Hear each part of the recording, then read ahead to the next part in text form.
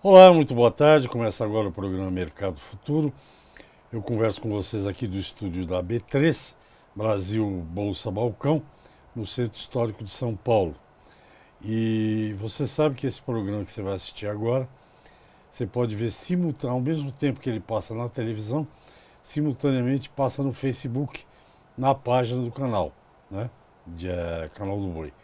E há uma semana depois ele vai estar na página do YouTube. E lá fica lá para você ver, rever, tirar dúvidas, enfim. Fica ali na chamada nuvem.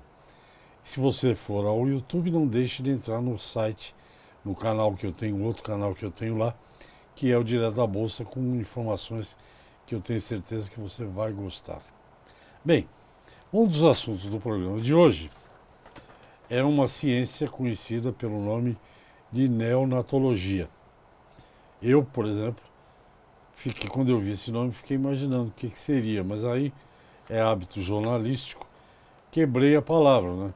Neo, o que é neo? É novo, é recente, né? Recém. Nato, nascimento, acho que isso é latim, se não me engano. Logia, estudo. Então, entre outros temas, a gente vai falar sobre neonatologia, que é essas questões que acontecem com os recém-nascidos. Mas nós estamos falando de animais, não estamos falando de gente, se bem que pode ter alguma analogia. São todos, aqui no caso, acho que é mamífero para todo lado. Bem, quem está aqui comigo atenciosamente vai falar sobre esse e outros assuntos é a professora doutora Camila Vanucchi. Ela é professora de reprodução animal da Faculdade de Medicina Veterinária e Zootecnia da USP, Universidade de São Paulo, que, como vocês já sabem, cada vez que eu falo USP, eu fico falando 10 minutos sobre as glórias de São Paulo. A USP é uma delas. Professora, muito boa tarde, muito obrigado pela sua presença, pela sua atenção. O senhor quer começar com a neonatologia? Doenças que atingem os animais. O que não são doenças, né? Não são, Você não. acompanha o comportamento de recém-nascidos, é isso? É a própria fisiologia do recém-nascido, né? Porque quando ele sai de uma condução dentro do útero, que ele está totalmente ligado ao funcionamento da mãe, através da placenta, ele se vê no meio extrauterino, ele tem que agora desempenhar todo esse papel, muitas vezes sozinho. Então, é um desafio muito grande para aquele, não só indivíduo, mas para aquele animal que tem que ir de forma rápida, imediata, funcionar todos os sistemas que antes ele passivamente estava recebendo da mãe. Então, a gente estuda não somente todas as características normais que aquele recém-nascido tem que imediatamente desempenhar, como nós estudamos também as doenças que podem sobrevir do meio externo ou mesmo quando essa rápida adaptação não é eficiente. E aí então sobrevém uma série de problemas que podem ser inclusive fatais. Entendi. No caso da gente, ser humano, Ser humano. por exemplo, eu sempre ouvi isso, não sei se continua valendo, que o fato da gente mamar, né, o leite materno, ele traz um monte de proteção para a gente. Nesses animais que você trabalha, ovinos, cães, né? Nós trabalhamos Equinos também? com equinos, não, mas nas nossas pesquisas nós trabalhamos com 3 modelos animais. Os cães, os bovinos, né, as vacas e as ovelhas, os ovinos. E muito do que se tem feito em relação à espécie ovina, as ovelhas, pode funcionar indiretamente para o estudo do ser humano, porque a espécie ovina é o modelo experimental melhor, com maior match, né, com maior semelhança com a espécie humana. É mesmo? Pois é, em muitos Quer dizer que são trabalhos. tudo parecido com um carneirinho, né? Pois é, a gente não imagina, mas nós somos todos carneirinhos. Muitos trabalhos que foram desenvolvidos na espécie ovina são extrapolados para a espécie humana. Olha que interessante. Vários pesquisadores da medicina humana, inclusive, possuem situações experimentais com ovinos. Então, as descobertas que são feitas na medicina humana nessa área foram descobertas originadas de estudos em ovelhas. Você tem algum exemplo? Por exemplo, na espécie humana, os bebês que nascem prematuramente, ou seja, muito imaturos, muito inadaptados ao meio extrauterino, eles precisam ter todo um aporte, um suporte médico para respirar, para que o pulmão não feche. E esses estudos de suporte ventilatório, dos mecanismos pulmonares para respiração imediata, foram conseguidos na espécie ovina. Existe uma substância que é produzida pelo pulmão, que chama surfactante. Essa substância, ela é responsável por manter o pulmão aberto. Então, toda vez que a gente respira, o nosso pulmão não fecha, né? Porque esse surfactante é um filme que está dentro do nosso pulmão que faz com que a parede dos nossos alvéolos não feche. O recém-nascido, o que nasce a termo, que nasce no momento que ele tem que nascer, ele tem esse filme que é produzido lá no finalzinho da gravidez, da gestação, mas ele ainda tem que sofrer um ajuste fino internamente. No prematuro, ele não tem essa substância ativa. Então, toda vez que ele vai inspirar, o pulmão fecha. Então, o mecanismo para manter esses recém-nascidos vivos é tentar dar essa substância produzida artificialmente. O surfactante, há uns anos atrás, ele é de origem porcina, de suínos, de pulmão, de extrato pulmonar. Tem muita coisa de porco, coração de porco. Coração de porco, sim. Na cardiologia, o modelo é o suíno. Então, eles fizeram extratos de pulmão de porcos para extrair essa substância. E purificaram e transformaram isso num medicamento. É um medicamento caríssimo, né? Porque todo esse processo é um processo laborioso. E essa medicação já se encontra disponível nas maternidades humanas para se fazer nos recém-nascidos, nos bebês, quando eles nascem com essa incapacidade, com essa imaturidade do pulmão. E as pesquisas para saber exatamente quanto fazer, o que associar em termos de estimulação de respiração, foram conseguidas nas ovelhas, Olha nos que cordeiros. Tem que usar mesmo os bichinhos, né? Fazer o quê? Já temos o primeiro intervalo, ou seja, já passou uns 10 minutos. Mas eu não resisto. Eu frequentei um psiquiatra que dizia para mim assim, que a gente acredita que vai ser feliz quando nasce e que é uma grande bobagem.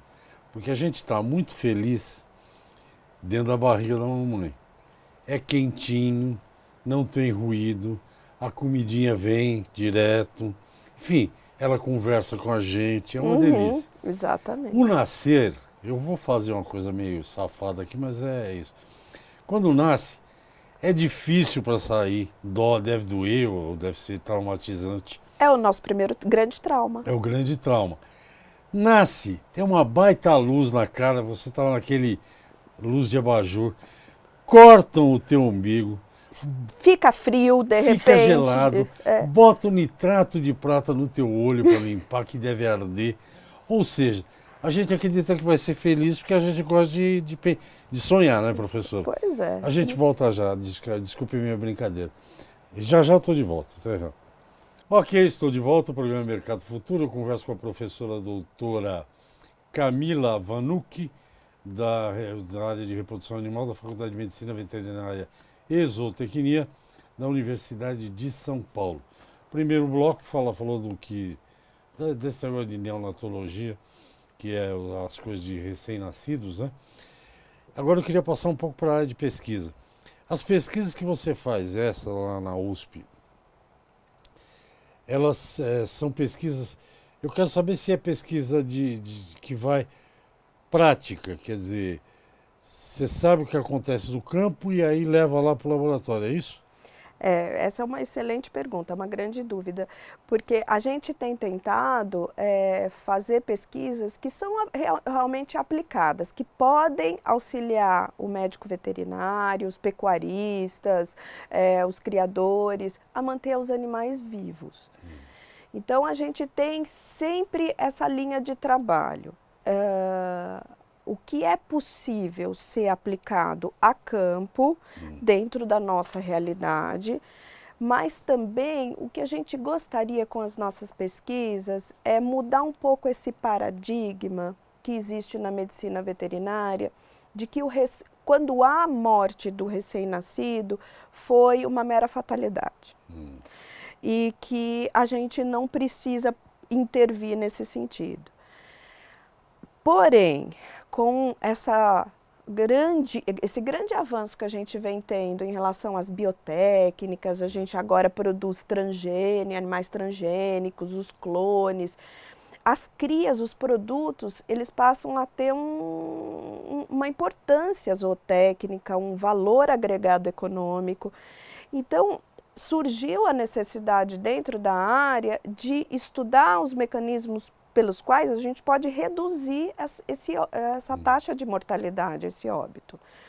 Então, a gente quer, com o nosso trabalho, sim, diminuir a taxa de mortalidade, mas também colocar na mente dos nossos profissionais e dos nossos estudantes que existe sim algo a ser feito assim que o animal nasce, que a gente precisa fornecer condições adequadas para esse recém-nascido passar por esse período crítico, que às vezes a gente não precisa intervir diretamente, o que a gente precisa é assistir, é acompanhar, porque em uma situação problema, nós teremos tempo hábil para trazer esse animal à vida de novo. Então, isso que é importante a gente mudar o pensamento. E os nossos alunos, lá na universidade, eles acabam propagando essa ideia de que o óbito ali, assim como nasce, é a consequência de uma fatalidade e aconteceria. Então, a gente quer mudar isso. A gente quer fazer com que o médico veterinário se capacite de forma precisa, assim como na medicina humana, para fornecer uma assistência para aquele recém-nascido que pode eventualmente precisar, e a gente muda a história, né, daquele parto. Assim que ele nasce, ele precisa de um auxílio veterinário, a gente vai fornecer esse auxílio de forma precisa, não empiricamente, como atualmente é feito, né? Então, quem já teve a oportunidade de acompanhar um trabalho de parto, sabe que a mãe, por instinto materno, é capaz de realizar uma série de coisas, mas a gente tem que saber o momento de intervir e intervir com segurança, não porque a gente acha que tem que ser assim. Então, as nossas pesquisas, elas visam, têm o principal objetivo de dar segurança ao médico veterinário quando ele atua, não de forma empírica, e que ele possa fazer isso a campo também, né? Normalmente, no caso dos bovinos, especificamente, as fêmeas dão conta, na maior parte das vezes, do parto sozinha, né? Na maior parte das vezes, sim. Mas existem situações, por exemplo, hoje em dia, um número muito grande de novilhas tem parido bezerros de estrutura muito, muito robusta. E muito cedo elas, né? E muito cedo, cada vez mais cedo. Então, até por uma característica anatômica, o parto ele se complica. E nessa relação, vamos tentar resolver a mãe ou o recém-nascido, nós temos condições de fazer pelos dois. basta que você tenha uma equipe capacitada para isso. Então, uma novilha, a gente já acompanhou no campo, novilhas parindo bezerros de 50, 60 quilos, em partos muito demorados, muito laboriosos, e que os bezerros vêm com uma depressão muito grave. Então, é preciso que a gente atue nesse momento, porque senão perde o bezerro. Então, Quer dizer, ele nasce, mas ele nasce, mas desânimo. muito deprimido, e a mãe, vindo de um parto muito laborioso, ela não pode dar aquela primeira assistência. Então, aí vira uma bola de neve, né? Os dois muito debilitados, certamente o que vai morrer primeiro é o lado mais fraco, que é o recém-nascido. Que é o bezerro. Então, aqueles 9 meses de gestação daquela novilha, que todo mundo se empenha, são perdidos em 5 minutos. E esses problemas são fáceis de resolver, são conhecidos, isso que eu estou... Não são totalmente conhecidos, isso é algo que a gente tem que começar a falar. Por isso que nós começamos a desenvolver as pesquisas, porque a gente tem que saber o que fazer naquele momento. A gente tem que entender o que o recém-nascido precisa que a gente faça. A gente está atuando mais na capacidade pulmonar e tentar reverter por mecanismos de estímulo pulmonar, porque a gente acredita que seja, dentre todos os sistemas, o sistema mais crítico para o recém-nascido. É fácil de entender isso. Ele está em vida fetal, ele está em vida intrauterina, ele recebe toda a oxigenação que ele precisa do cordão, do cordão umbilical, do umbigo ali. E quando ele nasce, isso é rompido, então ele tem que adquirir oxigênio da sua respiração e do seu pulmão, que até então estava funcional. O pulmão estava repleto de líquido. Então ele rapidamente precisa tirar todo esse líquido que está no pulmão, respirar e trocar o gás. E isso é muito difícil para ele fazer imediatamente. Aquilo que você mesmo falou, é luz, é frio, é estímulo sonoro. Capim pinicando. Tudo, e aquele monte de secreção, e ele tem que se limpar de tudo aquilo, até para poder respirar melhor. Então a gente acredita que esse seja o ponto crítico do recém-nascido. E é isso que a gente está investindo nas nossas pesquisas. Legal. Nós vamos para outro intervalo. Gente, professora doutora Camila Vanucchi, da Faculdade de Medicina Veterinária e Zootecnia da Universidade de São Paulo.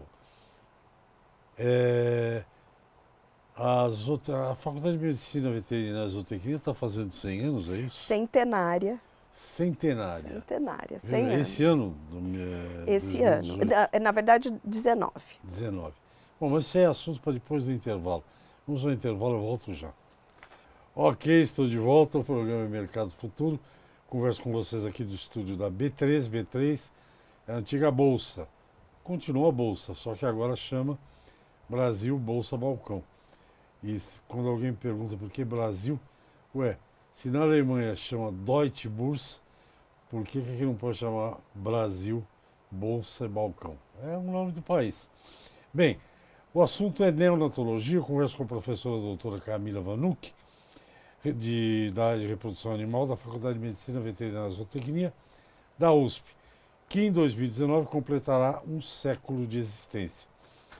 Muitos parabéns, né? Muito obrigada. Falar um pouco da questão educativa, de educação.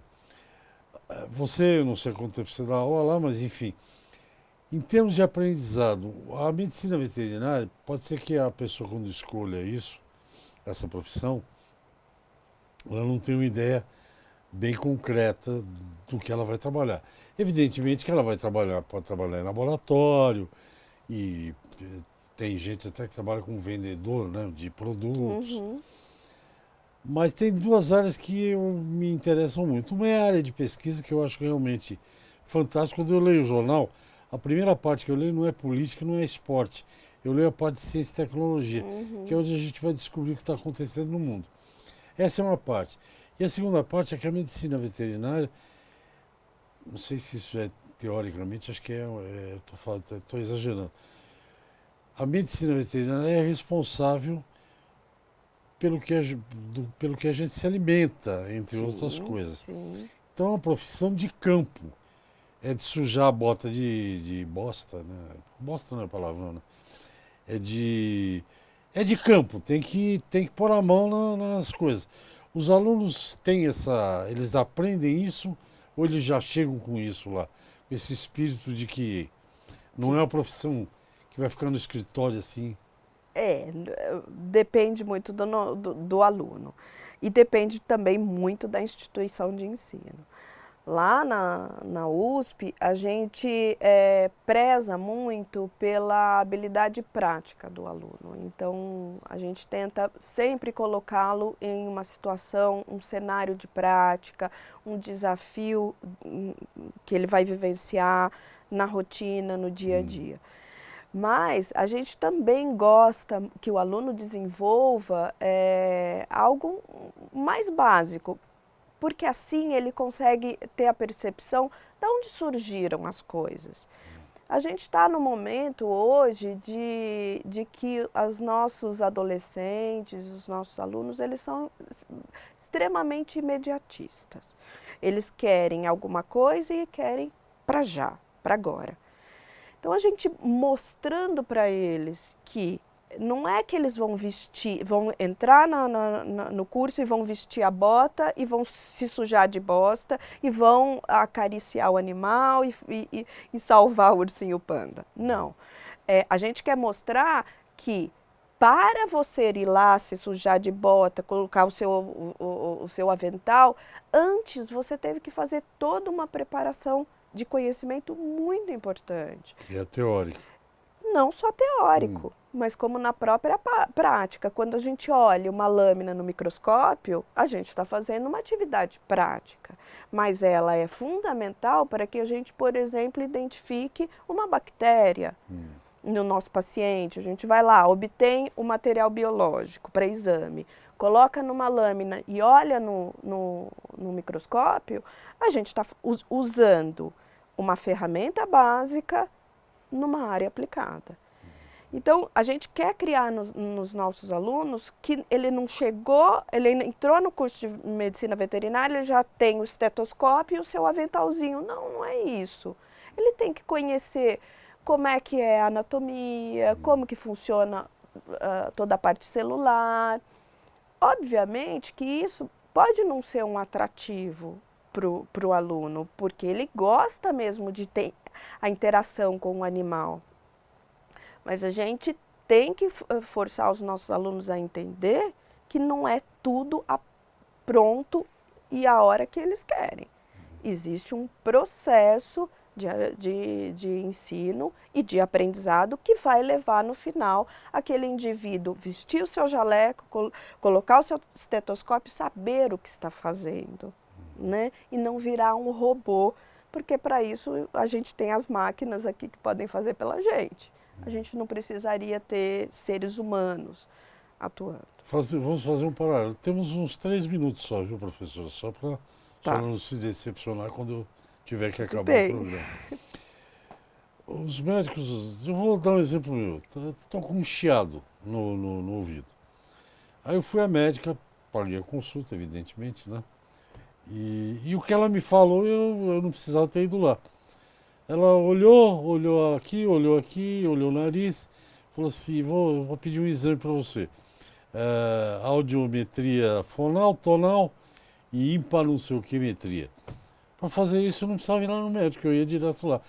O veterinário tem que pôr a mão, né? Depois da parte teórica e prática, de saber o que é bactéria, saber se o esperma está se movimentando ou não. Exatamente. Mas ele tem que pôr a mão, porque bicho não fala, né? Não, ele tem que usar os recursos indiretos para identificar o que o animal está querendo dizer, que ele não consegue realmente falar. Mas, olha, depende muito da área de atuação do profissional. Existem profissionais que não lidam diretamente com os animais, né? Haja vista os profissionais que lidam com vigilância sanitária, Sim. por exemplo, né? Eles não estão ali na linha de frente dos animais para produzir o alimento que nós vamos ingerir. O veterinário está ali garantindo a qualidade daquele alimento. E ele não está envolvido diretamente com os animais. Então, a gente tem que abrir um pouco a nossa mente e saber que o nosso leque de atuação é muito amplo. Não, realmente é uma profissão que tem, não é bombril, mas tem mil e uma utilidades. Exatamente. Né? Só falou que os animais não falam. Eu tive um cachorro, um labrador, que segundo uma amiga minha, ele só não falava para não dar recado, porque ele entendia. Eles entendem e muito. A gente é que precisa aprender a traduzir a linguagem deles, que não é uma linguagem falada. Mas esse aí entendia o que a gente dizia.